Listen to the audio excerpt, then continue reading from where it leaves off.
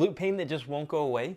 It may not be your piriformis, and here's how we can tell for sure. There's 2 tests that we can do. Stay around for the entire video to see which one fits you better, and you can help identify better of what your diagnosis actually is. Now, this is the piriformis here, and this is the sciatic nerve here. As you can see, the piriformis actually has, there's bellies of it.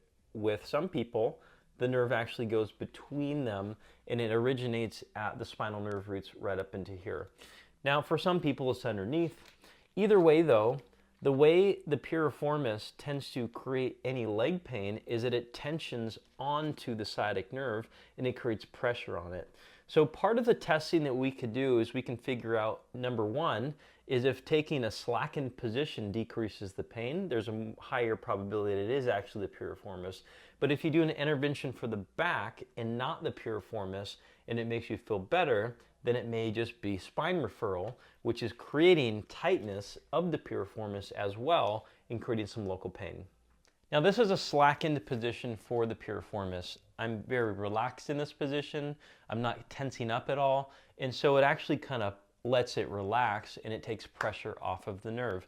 Now, if I take this knee and bring it across my body here, what it actually does is it stretches it and it creates compression over that nerve as well and can create referral down the leg or just pain into the hip area.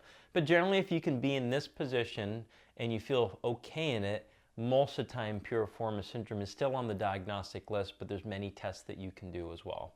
If that test was positive for you, check out our video in the corner here, which can help you get better exercises and stretches for it, but also I'll link it in the bottom of the video in the description too. Now remember, if you guys ever want some help, we do have telehealth options and we're licensed in different states. Just reach out, our contact is below. Stay tuned to the second test because this is one you're not going to want to miss. This helps more when people have referred pain into the glute area from the lower back.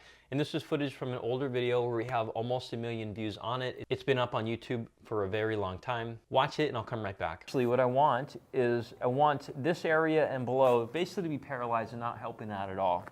So I just have them hang in this position for about like 30 seconds. Sometimes people say, well, there's a little bit of tightness here in the back. By the way, if you have tightness in your back and correlated with a piriformis tightness, it's probably not your piriformis. It's the back's probably the driver. Now, if they sit here long enough, a lot of times people will start to melt and they'll get into a 0 out of 10 pain and they'll start saying, yeah, it feels pretty darn good. I wish I felt like this all the time. If we challenge this range a little bit more and you go through small oscillations, sometimes you'll find that, again, it starts to trigger a little bit. It starts to become a little bit more irritated right along the back or in the piriformis. The magic's in the numbers here. If you start finding that extension tends to improve it, and they eventually get up to here and they're like, yep, 0 out of 10 pain. Now, whether you're dealing with piriformis syndrome or spinal referred into the hip or glute area, choosing the right exercises, stretches, and lifestyle changes is really important. I'll put a link to a video in the corner which covers some of these suggestions we have. Now, if you're looking for direct one-on-one attention about what to do with this, link is below for our contact. We have telehealth and we're licensed in different states. See you guys next time.